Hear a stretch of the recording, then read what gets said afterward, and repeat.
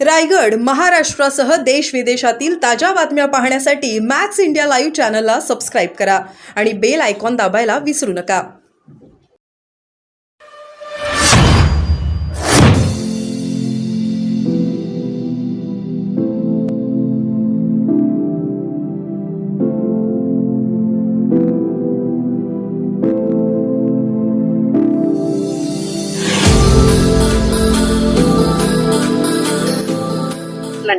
खरं तर आज इच्छुक उमेदवारांना अंतर्वालीत बोलवलं होतं.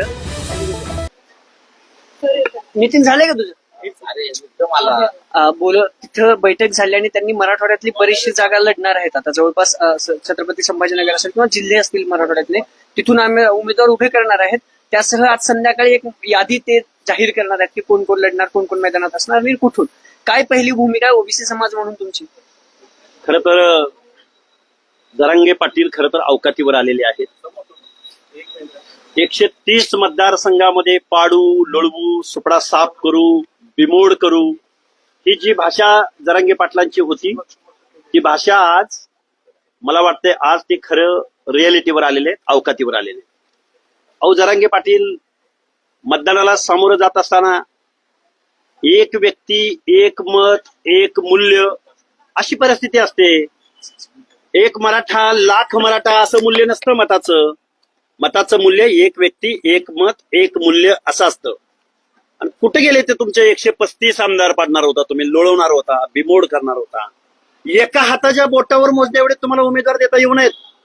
आणि जरांगेंना मला वाटतंय बारामतीवरनं शरदचंद्रजी पवारांनी थोडस डाफरलेलं दिसतंय, दम दिलेला दिसतोय, म्हणून आज त्यांची त्रेदात त्रिपट उडालेली आहे, गाळण उडालेली आहे.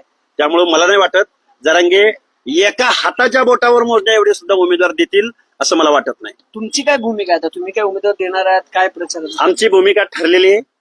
ज्या ज्या माणसांनी जरांगे पाटलांना सपोर्ट केला, जरांगे पाटलांना फ्युएल पासून, माणसांपासून पैसे पुरवले, लेखी पत्र दिली, त्या माणसांना आम्ही ओबीसीच्या आरक्षणासंदर्भात जाब विचारणार आहोत. आणि या प्रश्नाची उत्तरं जे उमेदवार देऊ शकणार नाहीत, जे पक्ष देऊ शकणार नाहीत, त्या माणसांना आम्ही मतदान करायचं नाही, हे आम्ही ओबीसीला जाहीररित्या सांगणार आहोत. ते जे म्हणतात की बॉन्डवर लिहून घेणार 500 रुपयाच्या बॉन्डवर आणि ओबीसीतून मराठा आरक्षण पाठिंबा देणार. जरांगे पाटलांना माझं विनंती आहे, जरांगे पाटलांना सल्ला तर देणार नाही कारण ते मानणार नाही. जरांगे पाटील बॉन्ड पेपर कसला घेऊन बसलाय? अरे, संविधानाची शपथ घेऊन जे मुख्यमंत्री झाले, मंत्री पदावर गेले, ती माणसं सुद्धा, संविधानाची शपथ घेणारी माणसं आपल्या मतावर ठाम राहत नाहीत. तो कुठला बॉन्ड पेपर घेऊन बसलाय? तुम्ही एखादा ताम्रपट नाहीतर शिलालेखावर लिहून घ्या. हे राज्यकर्ती लोक, पुढारी लोक हे कुठल्याच शब्दावर ठाम नसतात. त्यामुळे जरांगे तुम्ही शिलालेखावर लिहून घ्या तुमचा बॉन्ड पेपर. आता तुम्ही म्हणताय ना की आता बघा, काल रात्री हसन मुश्रीफ भेटले, त्याच्या आधी अनेक नेते भेटले. हसन मुश्रीफांनी त्यांना विनंती केली की माझ्या विरोधात कुठलाही उमेदवार देऊ नका. अशा नेत्यांवर वेळ का आली? मी नेहमी बारामतीच्या नेत्यावरती नेहमी टीका करत आलोय. तुतारीची सुपारी का सुपारी घेऊन तुतारी वाजवणार आहे हे येऊ घातलेल्या कालावधीमध्ये महाराष्ट्राला दिसेल. पण मग तुम्ही म्हणताय की उमेदवार त्यांनी आता जवळपास यादी जाहीर केली मराठवाड्यातल्या सगळ्या जिल्ह्यात. तुमचं काहीच नाही. तुम्ही यादी 5-10 उमेदवारांची सुद्धा नाही. कुठे लाडगा आला रे? आला कुठं लाडगा आलाय? दाखवा ना मला. त्यामुळे जरांगे पाटील हे स्वतः जाळ्यामध्ये फसलेले आहेत आणि जरांगे पाटलाला यातून कोणीही वाचवू शकणार नाही. जी माणसं रात्रीची येऊन जरांगे पाटलांना भेटतात त्या विधानसभा मतदारसंघामध्ये जरांगे उमेदवार देणार नाही. बघूया, महाराष्ट्र बघतोय, आम्ही बघतोय. आम्ही आता म्हणतात आम्ही मान ठेवली, मग मान आता गाळणार नाहीत, मुस्लिम मतदान देणार नाहीत. त्यासाठी एक वेगळ्या, मुरब्बी आणि सर्वसमावेशक भूमिका घेणाऱ्या माणसाची या राजकारणामध्ये लीड करायला कुवत लागते, हैसियत लागते. मला वाटतंय असं एका जातीच्या घोषणा देऊन एक मराठा, लाख मराठा बघून घेईन कसा येतोय बघू, ही भाषा चालत नाही जरांगे. अरे, निवडणूक वेगळी, दमबाजी करणं वेगळं, झुंडशाही वेगळी आणि निवडणूक वेगळी. त्यामुळं आम्ही ओबीसी जे उमेदवार, जे पक्ष चौकटीला धक्का लागू देणार नाही अशी भूमिका घेतील त्या माणसांना आम्ही सपोर्ट करू. जी माणसं भूमिका घेणार नाहीत त्या माणसांचा आम्ही पराभूत करू. आणि ही यादी 5-10 लोकांची नाही, आम्ही 101 उमेदवारांची यादी महाराष्ट्रात जाहीर करू. एक दिवस फक्त वेट अँड वॉच, एक दिवस. कारण कारण आमच्याही एका एका मतदारसंघात ओबीसीनी 4-4, 5-5 ओबीसीनी अर्ज भरलेले आहेत. प्रश्न ना जरांगेनं तुम्हाला तो सेमच विचारावा वाटतो. उद्या 4 तारीख आहे, फॉर्म मागे घ्यायचा अखेरचा दिवस आणि तुम्ही म्हणताय की यादी आता कसं करणार? काय असतं 3 वाजेपर्यंत एका एका मतदारसंघात 3-3, 4-4 लोकांना सबस्टिट्यूट म्हणून अर्ज भरायला लावलेले आहेत. त्यामुळे उद्या जसे जसे अर्ज मागे घेतले जातील आणि एका एका उमेदवारावरती एकमत होईल, म्हणून उद्या नंतरच ती अधिकृत यादी तुमच्या समोर येईल.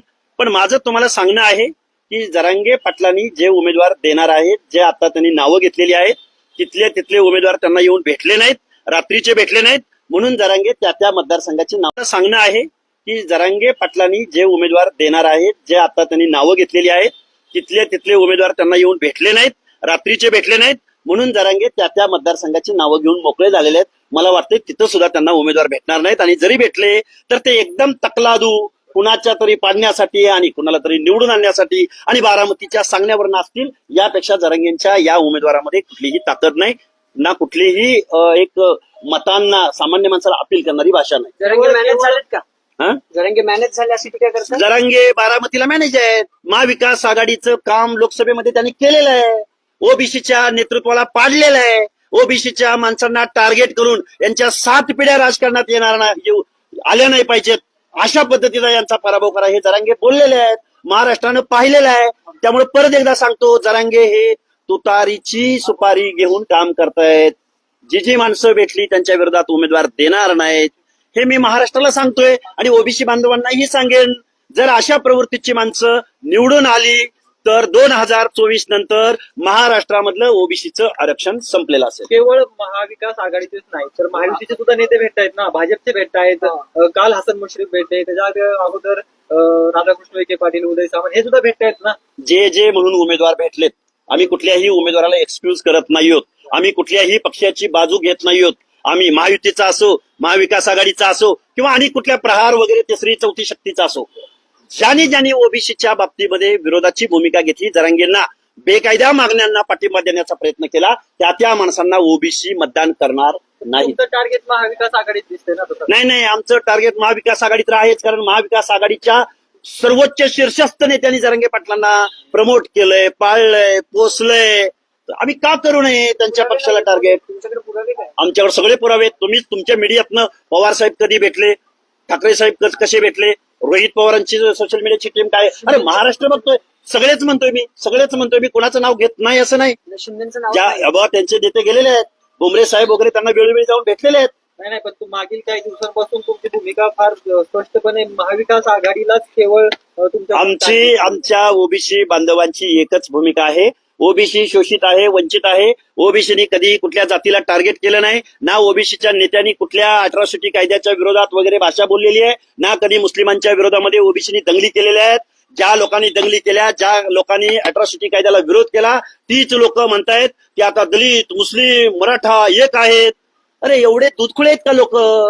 ओबीसी मध्ये मुस्लिमांमधला 70% प्रवर्ग हा ओबीसी मध्ये येतो. कसा जाईल जरांगेंच्या माग? जे जरांगे ओबीसीची आरक्षणाची चौकट उद्ध्वस्त करायला चाललेले आहेत, त्यांच्या पाठीशी दलित आणि मुस्लिम कसे जातील? त्यामुळं काय मौलाना किंवा मुस्लिम आहेत ते पण त्यांच्या सोबत. अरे कोण आहेत ते मौलाना? ते काय मुस्लिम समाजाचे नेते आहेत का? ते काय कुठल्या चळवळीचे नेते आहेत का? हो, मुस्लिम समाजामधले ओबीसीच्या अनेक GR काढण्यासाठी शब्बीर भाई अन्सारी आहेत, की ज्यांनी संविधानिक काम केलंय, ज्यांनी मुस्लिमांमधल्या 60% लोकांना सामाजिक न्याय मिळवून देण्याचं काम केलंय. त्यांनी जर प्रतिक्रिया व्यक्त केली असती तर मी निश्चित त्याच्यावर प्रतिक्रिया दिली असती, कारण शब्बीर भाई अन्सारींचा शब्द मुस्लिमांमधले ओबीसी पाळतील. दलित बांधवा, दलित चळवळ ही तर मुवमेंट आहे, त्यामुळे त्यांना माहिती आहे मराठवाडा विद्यापीठाच्या नामांतरणाच्या वेळी काय झालं, आणि मराठवाड्यातल्या लोकांच्या, दलितांच्या जखमा आजही भरून निघालेल्या नाहीत. विशाळगडाचं प्रकरण मुस्लिमांनी आजही विसरलेलं नाही. त्यामुळे जरांगे काय बोलतायत हे मला वाटतंय आजचा आणि उद्याचा दिवस. उद्यानंतर जरांगे नावाचं वटवाघूळ ज्या महाराष्ट्राच्या मानगुटीवर बसलेलं आहे, ते उद्या 3 वाजल्यानंतर ते इतिहास जमा झालेला असेल.